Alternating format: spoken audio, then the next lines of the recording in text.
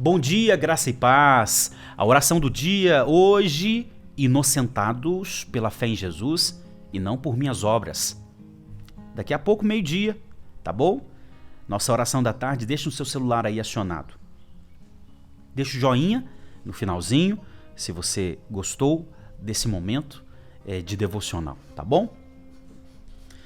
Romanos 3, 21, a primeira grande sessão finalizou, que é a grande sessão de Romanos 1, 18 até Romanos 3, 20, onde Paulo fala da doença dos humanos.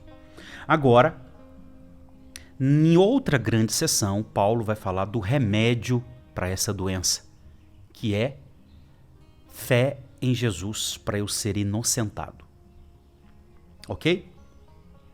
Então, nessa grande sessão que vai aí do Romanos 3, 21 até o Romanos 5, 19, nós temos ali Paulo falando qual é a solução de Deus para esse problema humano, que é a fé em Jesus. Quero ler, vamos lá? E eu estou lendo na versão NVT. Está escrito. Ele acabou de falar sobre o problema humano, né, nessa grande porção, agora inicia uma outra grande porção, ou grande sessão.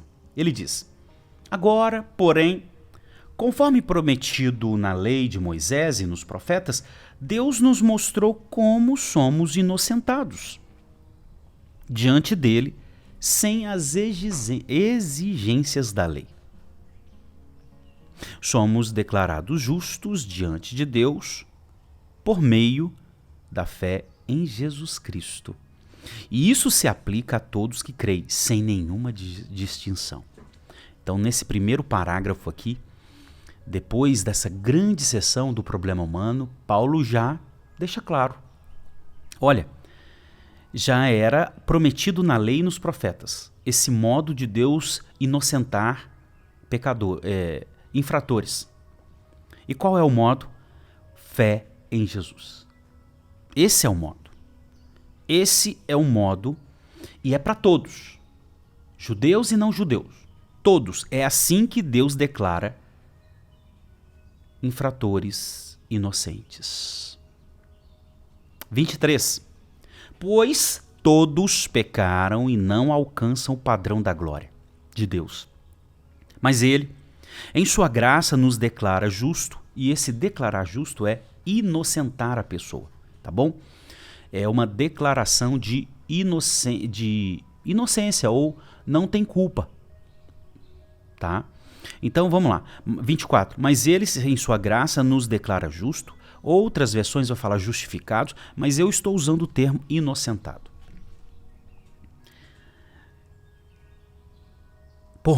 Nós somos inocentados por meio de Jesus, que nos resgatou do castigo dos nossos pecados. Jesus nos resgatou deste castigo.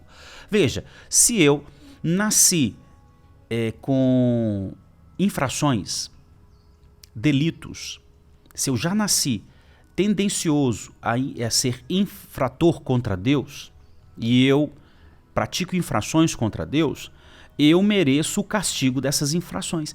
Então Jesus me resgatou desse castigo. Esse castigo é eterno. Ele me resgatou. 25. Deus apresentou Jesus como sacrifício pelo pecado, com o sangue que ele derramou, mostrando assim sua justiça em favor dos que creem. Jesus, então, ele foi um sacrifício para apaziguar a ira de Deus contra nós, seus inimigos. Ele veio satisfazer Deus com o seu sacrifício e aplacando, ou seja, parando a ira de Deus contra nós. Mas isso se aplica na vida daquele que tem fé em Jesus. No passado, ele se conteve e não castigou os pecados antes cometidos, pois planejava revelar sua justiça, o que é a sua justiça? Ele dar Jesus para pagar nossos pecados. Revelar sua justiça no tempo presente. Com isso, Deus se mostrou justo, condenando o pecado, e justificador, declarando justo o pecador que crê em Jesus. Olha que legal, que revelação linda. Olha, Deus, ele não, ele conteve e não castigou os pecados antes cometidos, porque ele planejava no futuro revelar como ele iria resolver o problema humano, não é? E ele, Deus, demonstrou ser justo. Ele não mexeu na justiça, ele mostrou, olha, a condenação vai acontecer. A questão é que vai acontecer em outra pessoa. Então ele é justo, porque ele não mexeu na justiça. O infrator merece a punição. Mas ele é justificador, porque ele providenciou Jesus para se colocar no nosso lugar e receber a condenação no nosso lugar. 27. Podemos então nos vangloriar de ter feito algo para sermos inocentados por Deus? Aí Paulo diz, não, a gente não fez nada. Quem fez tudo foi Jesus. Pois nossa absolvição não vem pela observância à lei, mas pela fé. Ou seja, nós fomos absolvidos ou inocentados não porque a gente fez alguma coisa, não porque a gente cumpriu a lei judaica. É porque Jesus cumpriu. É porque ele cumpriu e ele recebeu a punição no nosso lugar. 28. Portanto, somos inocentados por meio da fé e não pela obediência à lei. 29. Afinal, Deus é Deus apenas dos judeus? Não, é também Deus dos gentios. Claro que sim. Existe um só Deus e ele declara justo, ou seja, inocenta, tanto judeus como não judeus, somente pela fé. Então, se enfatizamos a fé, quer dizer que podemos abolir a lei? Claro que não. Na realidade, é só quando temos fé em Jesus é que cumprimos verdadeiramente a lei. Pastor, resume então tudo isso aqui para eu entender. Resumindo, Deus não mexeu na justiça. Ele não... a gente teve aí esses dias para trás um candidato a presidente da República que o Supremo Tribunal Federal teve que fazer um ajuste. Não é? Teve que fazer uma movimentação. Mudou-se a justiça. Deus não mudou a justiça. Infrator tem que receber punição. Ele não mudou. Por isso ele é justo. Ele não é injusto, ele é justo. O infrator tem que receber punição. A questão é que a justiça de Deus revela sua graça, compaixão, seu amor. Ele é justo e compassivo. E qual foi a compaixão de Deus? Qual foi a graça divina? Ele envia alguém, seu filho amado, para viver uma vida perfeita, não ter pecado nenhum, ele ser nosso representante. E por ele não ter pecado nenhum, ele morre, porque ele não merece morrer. Então ele morre. E a morte dele é uma substituição para a nossa morte. Então ele nos substitui. Ele recebe as punições no nosso lugar. Quando nós olhamos para a obra de Jesus, de sua vida perfeita e de sua morte na cruz, nós dizemos, nós cremos, eu creio que Jesus é meu representante diante de Deus. Eu creio que na cruz ele me substituiu e recebeu a punição dos meus pecados. Eu creio. Eu não faço nada. Eu creio.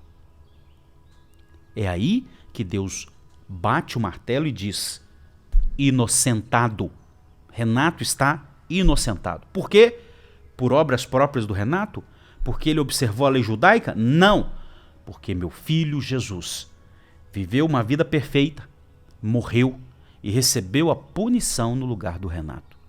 E hoje, porque o Renato crê no meu filho Jesus se tornou o representante do Renato diante de mim, o perfeito. E ele recebeu as punições no lugar do Renato. E agora o Renato está unido ao meu filho Jesus e ele é inocente ou justo, ou seja, eu fui inocentado, absolvido das acusações justas, porém alguém pagou para mim. Isso aconteceu com você, sabia? Esse capítulo é um capítulo do judiciário. fala das coisas judiciais de Deus. E isso é motivo da gente olhar para Deus e dizer: Senhor, bendito seja o Senhor. Vamos orar? Senhor Deus, tudo está apresentado diante do Senhor. Obrigado por Jesus Cristo. Obrigado por sua obra. Obrigado por sua vida perfeita. Obrigado por nos substituir na cruz do Calvário. Obrigado. Não é a observância da lei que me fez justo. É porque eu creio que o Senhor fez que me torna justo. Inocentado. O que o Senhor fez, eu creio, e aí me fez justo, ou seja, inocentado das acusações contra mim. Bendito seja o Senhor. Louvado seja o Senhor. É por isso que a gente vive uma vida em paz. E a gente vai continuar em Romanos, Senhor. Continua falando com a gente. Amém? Amém e amém. Nos comentários, deixa aí seu pedido de oração, seu agradecimento a Deus, seus comentários, tá bom? Compartilhe com quem você ama. Se é a primeira vez, se inscreva. Daqui a pouco, meio-dia, e deixa o joinha. Deus abençoe, graça e paz.